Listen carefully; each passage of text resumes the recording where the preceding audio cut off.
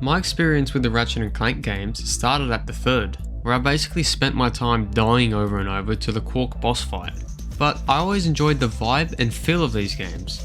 The multiplayer on 3 was also a hit when I would play it against my family. I later played Tools of Destruction and Crack in Time with varying degrees of success, but enjoyed it.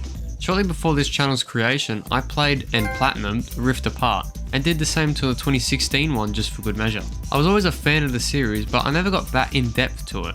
3 years ago during COVID, I decided to start collecting games and consoles, and this series of games I first collected was the Ratchet Clank games. Playing 1 and 2 was a blast, as I never got to when I was younger. 1 especially was a treat.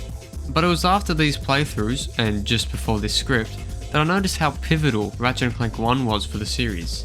Yes, make whatever arguments about the state of the series today, but once upon a time it was pretty big. People were damn hyped about the release of Tools of Destruction, Crack in Time, and yes, since it preceded it, All for One.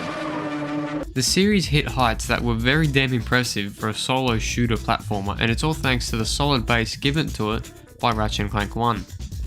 Ratchet Clank 1 released before me on November 2nd, 2002, and is a classic old school single player 3D platformer.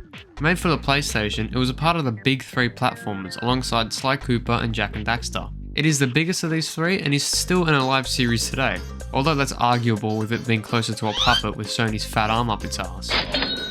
Anyway, Ratchet Clank 1 is not afraid to get in your face and take risks with its writing, and the result is that I had a genuine laugh at some of the stuff. What's a rhino anyway? Rip ya a new one. What did you just say to me? The characters' personalities feel real and the writing is natural. There's never any moment of forced coolness. You know, like when a character does something sick and then follows it up with the cringiest, goofiest one-liner you've ever heard. The character of Ratchet, being a smart-ass teenager, perfectly accommodates the mood of the world, as well as his reactions to stuff, which only ever add to what's going on in the scene. In real life, if your mate gets hit in the head and is visibly okay, you laugh your ass off. It's the same here. Clank gets struck by lightning and Ratchet makes fun of him in a sort of mate way. The genuine way the characters act contributes to the natural feeling that this game has. Then there's the humour. It has the perfect jokes that the characters would make, but it's not forced or overdone. It's weirdly tasteful and well placed. Yo, dudes, for the freshest boards in the galaxy, check out the new XZ88 from Gadgetron. It's so hot, it's cool. I think I got the wrong guy. The look and nature of the game just oozes character and attitude in a way that modern games just can't match. Look at this photo of John Cena, and now look at this photo of John Cena. Pretend you never heard of him and how he acted. Who looks like they got more attitude?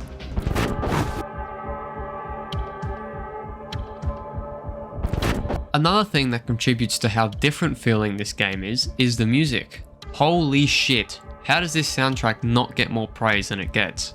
I actually recommend an awesome video about the soundtrack that I'm gonna paraphrase from in this section. Music plays a massive role in how a game feels. Music can encourage emotions and even subtly change how something makes you feel. I'm sure anyone here who avidly listens to music has moods for different songs, or get put into moods by different songs. Like me, for example, when I'm amped up and trying to not lose on Rocket League, Wrestlers' entrance songs with their aggressive nature do the trick, or makes me throw my controller. The importance of music and the feel it gives the game is huge, and Ratchet Clank 1 nailed it perfectly. Nice. The choice of soundtrack design was a more simple style, with it just being a simple looping song for each area, but planets and other areas of similarity share motifs in their music. For example, all the Blarg stations have a similar feel to them.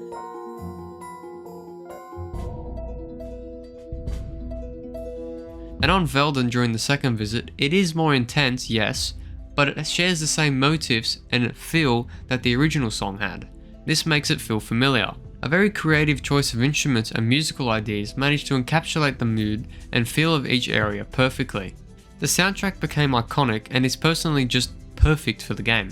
It is a very mixed bag of genres, but has a prominence of drum and bass, techno and big band. It's very different from the norm, but in a very interesting and fresh way. And the music never feels wrong. Even when it goes full doof on the drum and bass, it's done appropriately. For example, the swing shot course on Iridia, and those deep strings that hit you at the start of Blackwater City.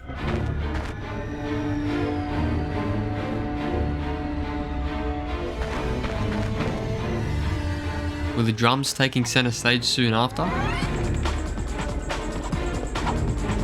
Absolutely perfect for the area. Dark, gloomy, but metro, futuristic, and alive. The soundtrack of this game is absolutely perfect, and I honestly wish it was on Spotify or something. The reason I think that the later titles feel shallow, especially 2016, is the music. In those games, it's just a generic sci-fi white noise, where here it perfectly accents every area it is in and has you grooving the absolute fuck out the entire time. It's pure bliss. Except that it's in mono. Fuck, didn't want to say that. Seriously though, this section of the video was actually cut in half, and most of the points were the same as this video here. Go and watch it, it's mad, and it saves me the trouble.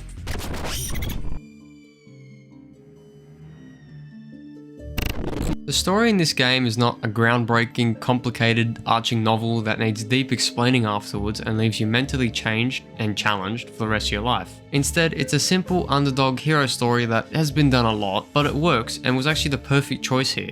The very natural feel of everything is great, and the simple nature of the enemies are in the air, so take the jet, also works for the gameplay aspect. Two people, each with their own individual goals and problems, partner up to help each other, larger problem, counter setbacks, overcome differences, yada yada yada, launch the bad guy into an exploding planet, the end.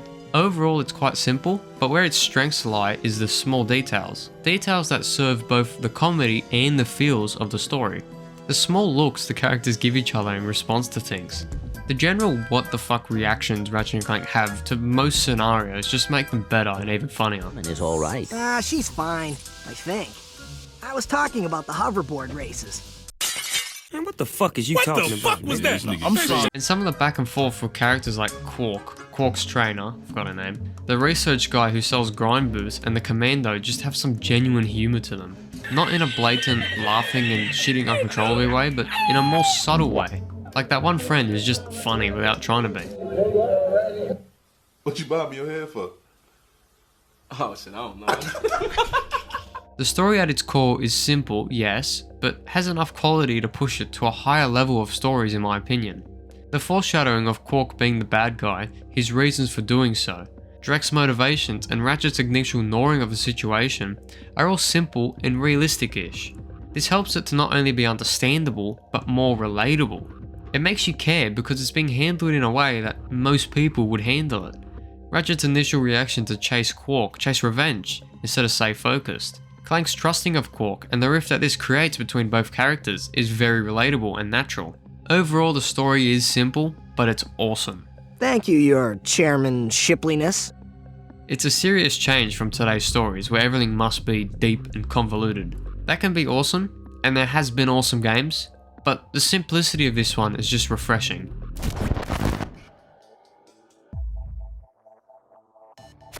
Gameplay wise, this game is very clever. It starts real simple, basically you get run, jump, shoot, hit, grab ledge, scoot on ledge, but slowly you find, buy, or otherwise obtain lots of tools that help you along the way. The physics or graphics are nothing revolutionary, but the tools and gadgets are some of the most creative and clever things I've ever seen in games. The movement and actual combat is great too. Again, simple but executed beautifully. The parkour is nice, while it lasts. Sadly, I think they should have added more of it, but it beats the later titles where it basically becomes a shooter. Deadlock. Does he just call us Call of Duty? And lastly, the maps and set pieces are just awesome. Looking into the void on the Blarg stations is awesome. The overbearing vibe of Real Guy is immense and heavy, and Eudora is just such a nice place to be. Same with Poketaru. Probably one of my favourite maps. Just so much good. The maps complement the world building nicely, and the gameplay complements both. Each aspect of this game feels like a perfect chain. There's no real major weakness in the design of this game. And the statistics only prove to serve this. Firstly, Ratchet & Clank is the only games from this era that is still going. Whatever you can say about the last few games, and there is a bit you can say, you can't deny that, there is still Ratchet & Clank games being sold in stores. 99% of similar games did not survive. Mario is the closest thing to an argument, but everything else, they're gone. Anyway, the proof is in the pudding, and the series was able to build upwards off a very strong foundation, which was Ratchet & Clank 1. Mate, they just don't make them how they used to anymore. This game is a reflection of how most things are these days. I don't want to sound like an oldie, but in today's world, it's all about how good things can make a game great. We're always asking for better graphics, better physics, better content. Where in the days of Ratchet & Clank, it was how good of a thing you can make with what you have. You gave me the best ingredients to make a soup. That doesn't mean I'll make the best soup. But if you give the best soup chef in the world some average ingredients, he will still make something incredible. And to tie this back to the game, Ratchet & Clank 1 does not have the best ingredients for a game, but it still manages to become a classic game because of its awesome feel, attitude, and vibe when playing. It's just a simple thing executed nicely, and there's no real weak points in the chain. Simple, good. And end screen. We don't actually have anything put together to say on these, so I'm just literally doing this off the top of my head. Do the stuff that helps. Thank you.